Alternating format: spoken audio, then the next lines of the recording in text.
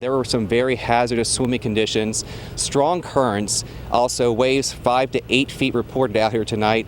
So just very, very hazardous conditions, and it looks like it was just too strong for those teenage boys that swim across to get back to safety. Water was coming in on the far side of the dam on that left side. It was actually snaking its way through a tunnel all the way over here. We have been able to hear from police. They've confirmed that this is a shooting investigation. They said they got the call just shortly after 8 o'clock that inside this car there were 2 people inside the front seats, a 19-year-old female passenger from Muskegon and also a 26-year-old male also from Muskegon. They were inside that car when shots rang out. They will resume looking again tomorrow at 8 o'clock in the morning.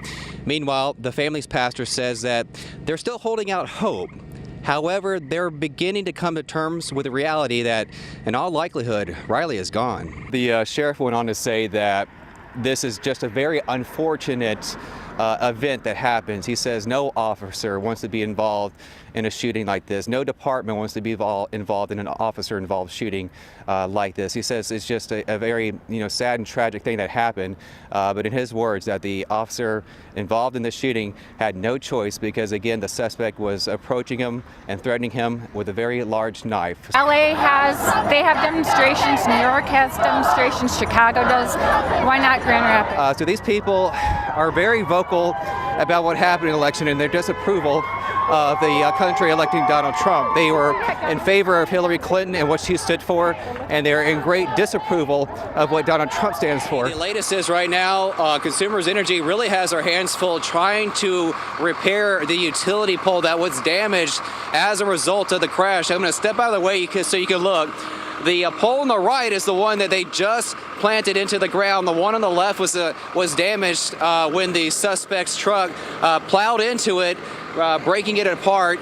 And police tell us that suspect, after causing this crash, ran away from the scene but was taken to custody shortly after that. I did speak to some people who've lived here for years, and they telling me that this is simply the worst accident that they've ever seen happen in their small, quiet town.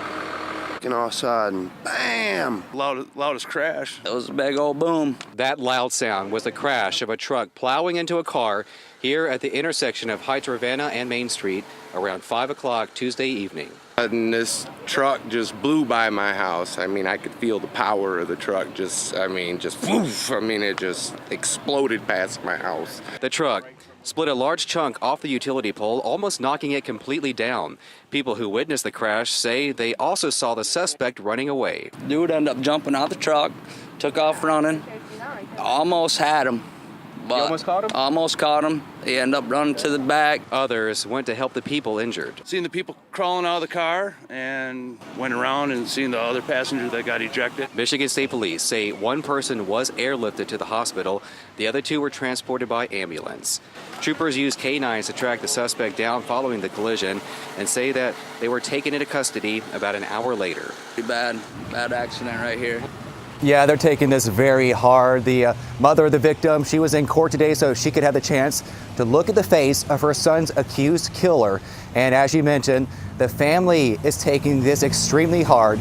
The mother tells me that Marcus's identical twin brother, Max, says he feels like half of him is now dead. He's twisted. That's all I can say. As a mother grieves for her dead son, she's also full of anger at Naoki Bull, the person accused of firing the fatal crossbow shot that killed Marcus Olmsted. He's a monster. Who else could do this to a sweet, innocent boy? I can't express the anger that I feel inside right now. The prosecution in this case says the victim had been communicating with a suspect's girlfriend on social media. And then at some point, the suspect in this case, the defendant in this case, took over her Instagram account in order to communicate with the victim and posed as her in order to get him to come out of the house that night. Appearing through a TV monitor in a Muskegon courtroom Friday, Bull said he understands his rights and why he's under arrest. His bond was denied. This was not a random act, and we'll be pursuing a conviction for murdering Marcus Olmsted. Prosecutors say Bull bought 2 bolts for a crossbow at an ammunition shop and that he admitted to firing a shot at the house.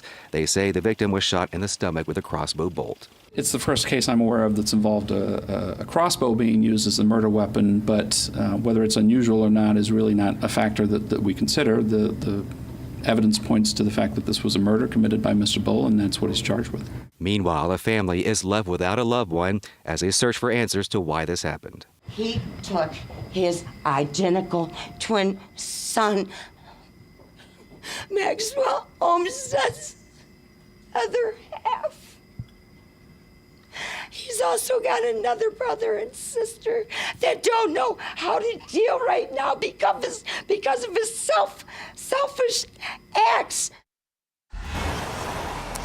Naiku Bull was arrested yesterday afternoon in Grand Rapids by Norton Shores police. They were actually interviewing his girlfriend at the time when Bull walked into the home. Now, prosecutors say that the first-degree murder charge, well, it's on the table, and that carries a sentence of life in prison without parole. Halloween Heroes is for special needs kids. Now, the idea is to create some incredible costumes that go around the wheelchairs.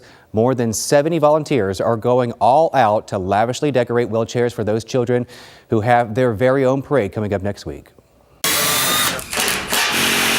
We didn't know what it was when we started. When finished, it's going to be a Paw Patrol hovercraft. Can you grab me the duct tape? A little tape and some hard work go a long way in making a wheelchair costume an unforgettable Halloween experience. This is the third year for the Halloween Heroes event at Mary Free Bed, and it keeps getting bigger, with 27 kids getting custom-made costumes this year. It blows me away that people would sit here and take their time to make such an amazing costume. Brandy's son Logan is 3 years old and is getting the royal treatment. He's gonna be a king on the throne, on his own throne. So they got this big old box-like structure that's going to be a huge chair, and he's going to have a crown and a royal robe with gold embellishments. And it's an exciting moment for the parents, too. It's encouraging to us as parents because we don't get enough positivity in our lives. I think most of our lives are having to deal with very difficult things, and I got to look forward to this. 75 volunteers are letting their imaginations run wild to help create these fantastic costumes chosen by the kids. We're trying to bring a costume to life from a cartoon character, from something they've seen on TV. All out, whatever they want, no limits, we'll do it.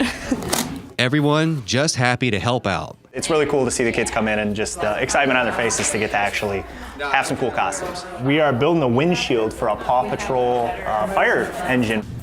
And make this Halloween one to remember. This is our Polar Express. We've got a light right here, a real bell that was made by Grand Valley engineering students out of a ceramic pot and a spoon. And it's just awesome to give kids the costumes they've always wanted.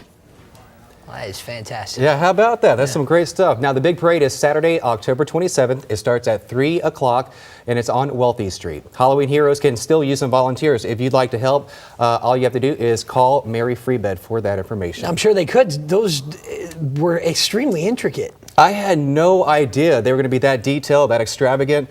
It's just simply amazing. They have engineers from the colleges coming over to help design, make sure these things are just a real deal. Way over the top. That's great. And you know what? Those kids certainly deserve it. They absolutely do. Yeah. All right. Thanks for that. And just like that, Alex's treehouse is open.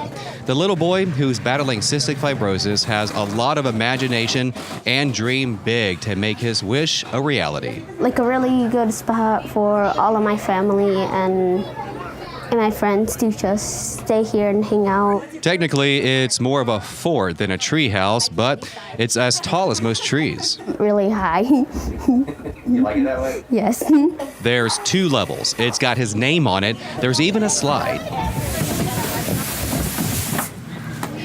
The main room also has a secret door. It's a secret place where I can go to my secret room and go down the slide and all the way down. Since Alex loves wrestling, his treehouse is decked out with WWE. Even the balcony rails look like wrestling ropes. And Alex didn't spend time on the sidelines. He actually helped build it. I hammered, I did a lot of stuff. Carpenters with Kent Companies did the heavy lifting and showed Alex how to measure twice and cut once. He had his high vis and his hard hat on and all the stuff as he was going through it, so it was pretty fun for him, it looked like. He was out here being, it was different than just presenting a treehouse to him. He got to be a part of the evolution of the entire treehouse from start to finish. Make-A-Wish Michigan says that Alex is a kind-hearted kid who thinks beyond himself. This is a cool, unique wish. Some of the beautiful things that he told us is that he wanted his family to be a part of this treehouse and to hang out with him. Alex's treehouse is now ready to begin making a lifetime of memories. Thank you to all the people that helped me make my wish come true. It really means a lot to me. Thanks for joining us tonight. I'm Michael Dupre. This is Fox 17 News at 11. Round 1 of the world's largest art competition is now in the books. Battle Creek police have released the name of the suspect in the sword stabbing attack that happened Friday morning. A driver cruising in the passing lane repeatedly slams on the brakes to get cars off his tail. Only this time it causes a major crash and he just drives away. There's a lot of questions surrounding what exactly constitutes a service animal. So today, a Pleasant Dog held a workshop in Grand Rapids to help people understand the facts. The pet store is calling foul play on that one, but I'm glad to see that the person who was putting that bird on layaway, something I've never really heard anything about. I didn't know you could even do that, but he must have really liked the bird a lot. Yeah, well, he was wondering if you're going to bring that up. As a Tiger fan, it's been a rough year for me, but I'm hopeful now that Les Miles is gone. He was a great coach, but I think we need some newer offensive mindset in that game there. Do you think he's gone for good? Because remember they tried to fire him last year and then he came back. I know the backlash was so severe. They're like, we got to keep the guy.